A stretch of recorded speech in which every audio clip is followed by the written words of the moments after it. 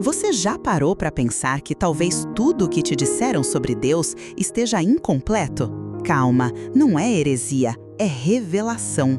Durante séculos, ensinaram a gente a olhar para cima, a imaginar o divino como uma figura distante, entronizado em algum lugar entre as nuvens. Mas e se eu te dissesse que essa distância é uma ilusão criada pelo medo? E se, ao invés de procurar fora, o verdadeiro milagre estivesse, o tempo todo, batendo no seu peito? A verdade é que ninguém te contou isso com todas as letras. Existe uma força poderosa, viva, pulsante dentro de você. Não é metáfora, não é conceito, é real e está esperando para ser ativada. Neste vídeo, vamos atravessar milênios de crenças, mergulhar em tradições que raramente conversam entre si e descobrir algo surpreendente. Apesar das diferenças, todas apontam para uma mesma verdade esquecida. E o melhor, você não precisa de dogmas nem de perfeição para acessá-la. O que você vai ouvir aqui não é o tipo de espiritualidade de prateleira, feita para impressionar. É conteúdo para incomodar, despertar, libertar. Prepare-se para revisar tudo o que acredita, porque quando essa chave virar, você não vai mais se sentir desconectado do divino. Vai perceber que ele nunca esteve longe, você é que andava distraído demais. Para notar, a ideia de um Deus externo, o sagrado nas alturas, nos céus, no templo distante. Desde os tempos mais antigos, o ser humano olhou para o céu em busca de respostas. A imensidão do firmamento com suas estrelas misteriosas sempre pareceu o lugar perfeito para abrigar algo superior, intocável, um Deus lá fora, acima de tudo. É como se a distância conferisse autoridade. Quanto mais longe, mais sagrado. Por isso, muitas tradições colocam o divino no alto dos montes ou dentro de templos imponentes. Essa imagem do sagrado distante ainda molda boa parte do imaginário espiritual atual. É curioso notar como essa noção afeta até as nossas preces. Quantas vezes você já viu alguém olhar para cima quando ora? É instintivo.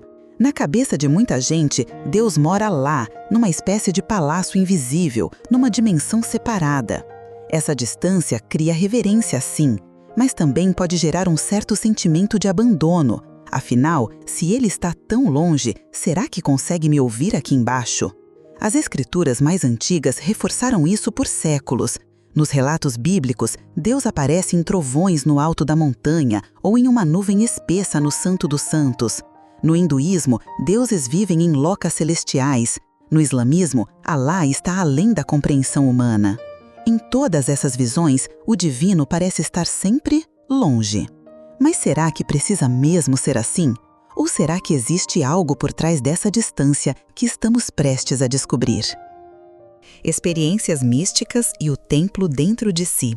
Em algum ponto da caminhada espiritual, muitas pessoas percebem que talvez o sagrado não esteja tão distante assim. Sabe aquele momento silencioso no meio de uma dor profunda ou de uma meditação intensa, em que algo dentro de você parece se expandir? Pois é, ali, sem aviso, você sente que há algo divino, mas não lá fora, aqui dentro. Esse é o primeiro sussurro de uma verdade antiga: o templo mais poderoso é você. Diversos mestres ao longo da história tocaram nesse ponto. Jesus, por exemplo, disse que o reino de Deus está dentro de vós. Buda falava sobre olhar para dentro para cessar o sofrimento. Místicos cristãos, sufis islâmicos e yogis hindus, todos, em algum momento, apontam para a mesma direção. O sagrado é uma chama que queima no interior do ser. Não é preciso subir montanhas ou atravessar desertos. Às vezes, basta sentar em silêncio e respirar. Quem já experimentou essa conexão sabe o quão transformador isso pode ser. Não estamos falando de algo teórico, é visceral. É aquela sensação de paz que chega sem explicação, de intuição que vem do nada, de uma lágrima que escorre do nada durante a oração. E é aí que muita gente começa a questionar: se Deus está dentro, por que passamos tanto tempo procurando lá fora? Fora e dentro, como expressões da mesma realidade. A mente humana adora separar as coisas, claro e escuro, certo e errado, alto e baixo, fora e dentro. Mas será que essa separação faz sentido quando falamos do sagrado? Muitos sábios dizem que essa divisão é apenas uma ilusão criada pela mente para tentar entender o que está além dela. Afinal, se o universo é uma grande rede interligada, onde termina o externo e começa o interno? Talvez nunca tenha havido realmente dois lados, só diferentes formas de perceber o mesmo. Quando um monge tibetano medita por horas em silêncio, ele não está fugindo do mundo, mas fundindo-se com ele. Da mesma forma, quando alguém contempla a beleza do céu estrelado e sente um arrepio, aquilo também é espiritual. O fora e o dentro são portas que levam para o mesmo lugar. É como se o divino estivesse em tudo, mas só pudesse ser acessado por quem aprendeu a ver sem os filtros da dualidade. E aí mora o desafio. Essa perspectiva muda tudo, porque se o divino está em tudo, no som do vento, no olhar de uma criança, até no silêncio desconfortável de um erro, então cada instante vira um altar. Cada respiração se torna sagrada. Não é preciso escolher entre templo e coração. Ambos são reflexos do mesmo campo de consciência.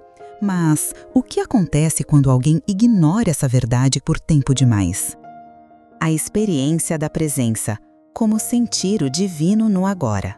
Muita gente passa a vida toda correndo atrás de uma experiência espiritual extraordinária, um sinal, uma visão, um milagre. Mas o sagrado não grita, ele sussurra. E o lugar onde ele sussurra mais alto é no agora. Estar presente é como sintonizar uma frequência que sempre esteve ali, mas que a pressa, a culpa ou o medo não deixavam ouvir. Quem aprende a estar inteiro no momento presente encontra um tipo de presença que não se explica, só se sente. Quer sentir o divino agora? Experimente parar, respire fundo, sinta seus pés no chão, ouça o som ambiente sem julgamento.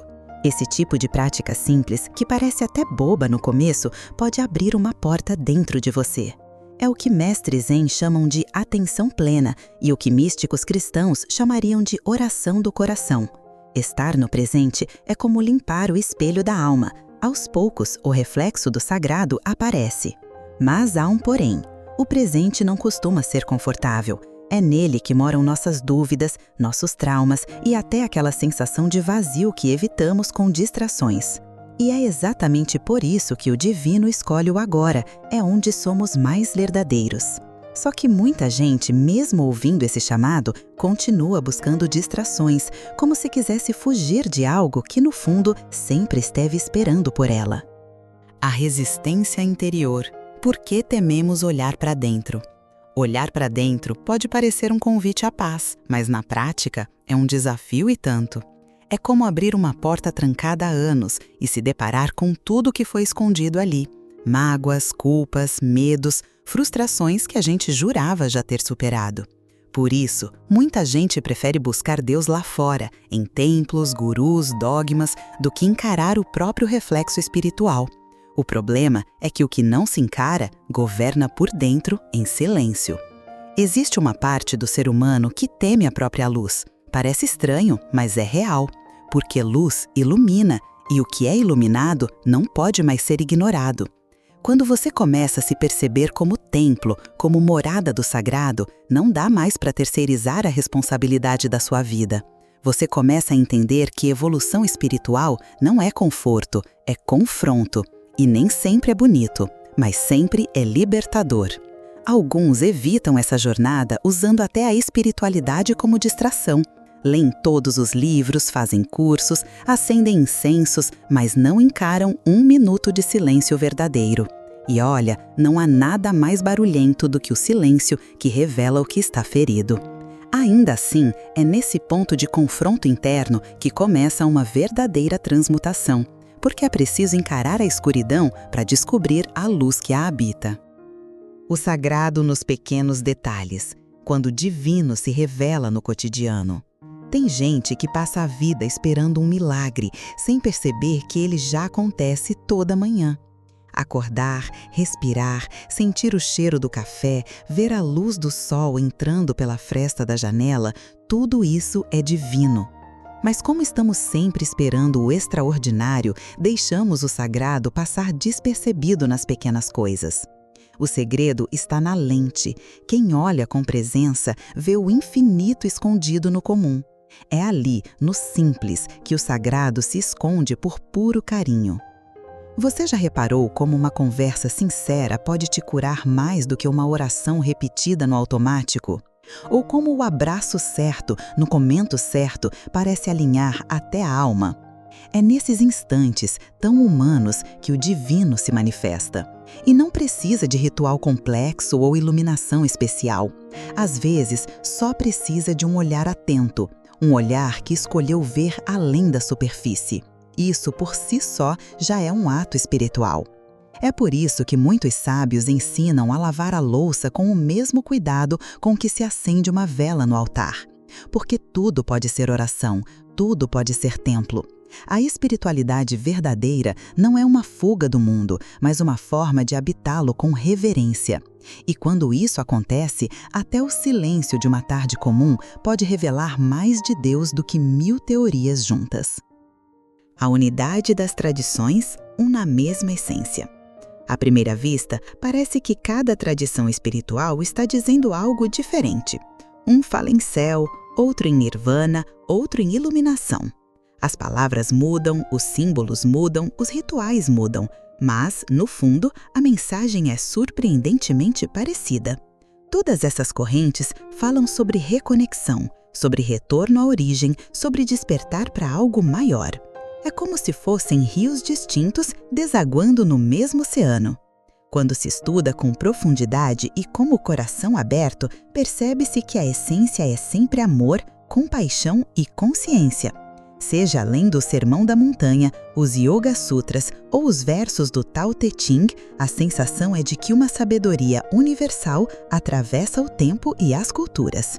E isso não é coincidência, é sinal de que a verdade não pertence a um povo ou religião específica. A verdade espiritual é inclusiva, não exclusiva. A beleza disso tudo é perceber que não precisamos escolher um caminho e descartar os outros. Podemos aprender com o místico cristão e com o monge zen, com o xamã amazônico e com o físico quântico. Tudo pode ser fonte, tudo pode ser bússola. E essa compreensão abre portas incríveis, porque quando se reconhece a unidade por trás da diversidade, surge uma nova forma de se relacionar com o sagrado e com o outro também. A consequência prática, viver como templo, agir como expressão do divino. Saber que o divino habita em nós é transformador, mas viver a partir disso é outra história. Não adianta ter uma mente cheia de teorias espirituais se as atitudes continuam desconectadas. Quem entende que carrega um templo dentro de si começa a agir diferente, fala com mais respeito, escuta com mais presença e até nos pequenos gestos deixa transparecer algo maior. Viver como templo é fazer do cotidiano uma liturgia viva. Isso pode começar nas decisões mais simples, perdoar mesmo quando o ego quer vingança, ajudar alguém sem esperar retorno, ouvir com atenção real em vez de apenas esperar a vez de falar. São esses atos que tornam uma vida comum uma vida sagrada.